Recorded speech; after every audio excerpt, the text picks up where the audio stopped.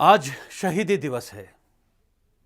एक ऐसा दिन है जब हम उत्सव नहीं मनाते बल्कि नमन करते हुए श्रद्धांजलि देते हैं उन वीर सपूतों को जिन्होंने हंसते हंसते खुद को देश के लिए कुर्बान कर दिया। ऐ वतन हमको तेरी कसम, तेरी राहों में जहाँ तक लुटा जाएंगे। ऐ वतन, ऐ वतन। आज 23 मार्च है। आज से करीब 8 दशक पहले ऐसे ही एक दिन निकला जब पूरे देश में मातमी सन्नाटा छा गया। जिस किसी ने सुना उसी की आंखों में आंसू और दिल में देशभक्ति का जज्बा आया। हर कोई उन शहीदों को नतमस्तक होकर सलाम कर रहा था।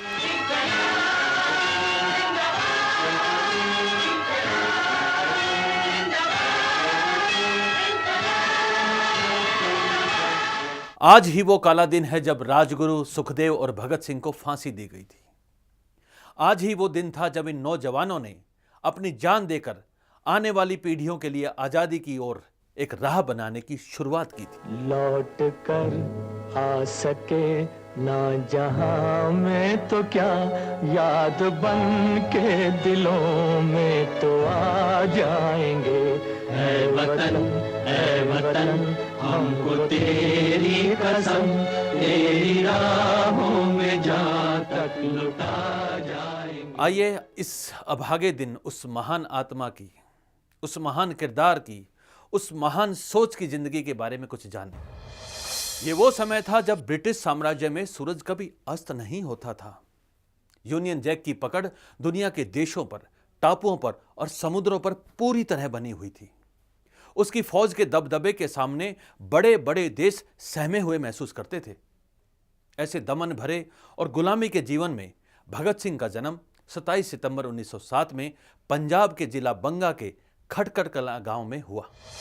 जिस परिवार में इनका जन्म हुआ वो एक स्वाभिमानी परिवार था, जो गुलामी, गरीबी और भूख से बिलखते किसानों को स्वाभिमान से जीने का हौसला दे रहा था। कब तक बैठा देखेगा तू हाथों की ये लकीरें, तोड़ गुलामी की ये पुरानी जंग भरी जंजीरें। हिम्मत हो तो बन जाती है, हिम्मत हो तो बन जाती है सब बिगड़ी तकदीरें। लुट गया माल तेरा, लुट गया माल, ओए पगड़ी संभाल जट्टा, पगड़ी संभाल। ये वो दौर था जब स्वाभिमानी और क्रांतिकारी विचारों को जाहिर करना जुर्म माना जाता था। लेकिन अंग्रेजी हुकूमत की ये ज्यादती बालक भगत सिंह के मन में सवाल पैदा कर रही थी। तभी तो उसने माँ से पूछा, गुलाम क्या होता है माँ? जिस पर दूसरे राज करते हैं वो गुलाम होता है। हमारे देश में अंग्रेजों का राज है बेटा। माँ, अंग्रेजों का राज क्यों है अपने देश में? गुलामी का सूरज भारत के आकाश पर इन दिनों आग उगल रहा था। अंग्रेजी हुक्मरानों का गुरूर भी अपने चरम पर था। तभी तो जलियांवाला बाग में निहत्थी भीड़ पर गोलियों की बरसात कर जनरल डायर ने अपने वहशीपन की मिसाल कायम कर दी।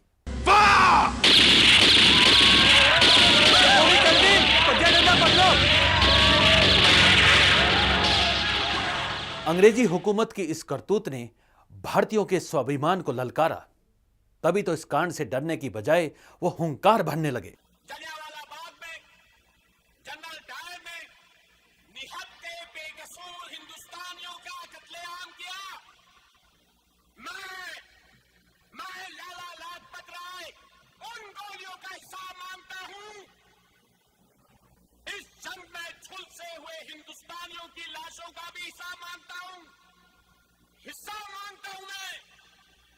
और मुझे ये कहते हुए गर्व महसूस हो रहा है कि अंग्रेज साम्राज्य का डर अब हमारे दिल से निकल चुका है।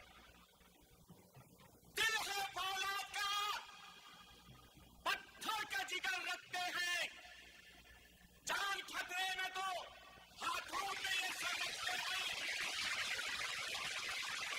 कोई भागा है, न खंजर है, न बम है हाथों में। देशभक्ति को सदा दिल में मगर रखते हैं। लाला लाजपत राय के ये तेवर बता रहे थे कि इन दिनों एक नए हिंदुस्तानी जज्बे का जन्म हो रहा था। ऐसे आदर्शों का ही असर था कि भगत सिंह ने नौजवान भारत सभा की स्थापना की। इस संगठन का काम सेवा, त्याग और पीड़ा झेल सकने वाले नौजवानों को तैयार करना था। नौजवान भारत सभा गुलामी की गहरी खाई को भरने के लिए ईंट पत्थरों की नहीं बल्कि इंसानी लाशों की जरूरत होती है।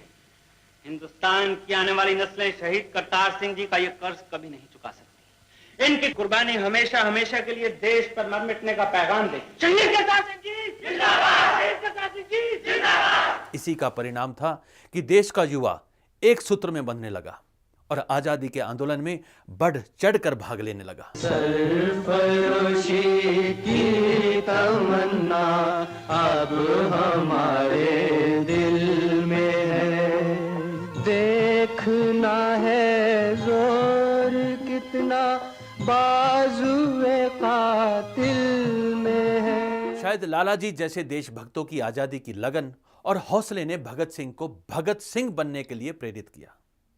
तभी तो जब अंग्रेजी लाठियों ने लालाजी की जान ली तो स्वाभिमान से भरे भगत सिंह और उसके साथियों ने अंग्रेजी सरकार के बेलगाम रवैये पर अंकुश लगाने के लिए जैसे को तैसा उदाहरण पेश करने की ठान ली। आपके पवित्र चरणों की सौगंध लालाजी, इस अपमान का बदला लिया जाएगा। स्कॉट ने सारे देश की गैरत को ललकारा है, इस अपमान का बदला जरूर लिया जाएगा, जरूर लिया जाएगा।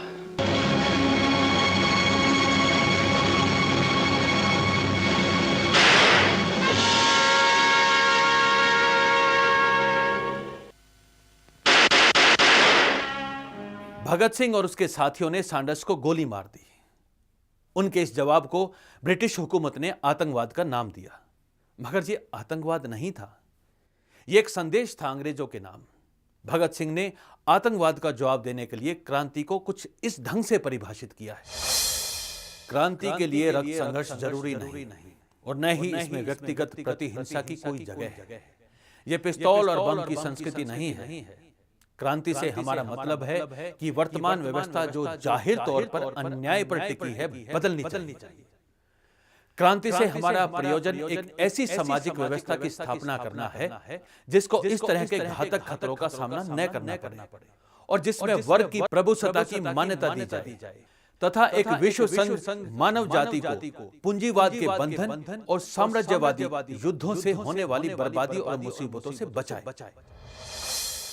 भगत सिंह की इस सोच और इस हौसले ने ब्रिटिश अफसरों में खौफ पैदा कर दिया। तभी तो वो इस युवा, समझदार और पढ़े लिखे क्रांतिकारी का तोड़ ढूंढने में लग गए और सारा अमला असला उसी पर लगा दिया। मुजरिमों के हौसले इतने बढ़ गए कि वो दिन दहाड़े पुलिस वालों पर ही गोलियां चलाएं। हमें हर हालत में उन्हें गिरफ्तार करना है। शहर के कोने कोने पर पुलिस तैनात करवा दो। Yes sir.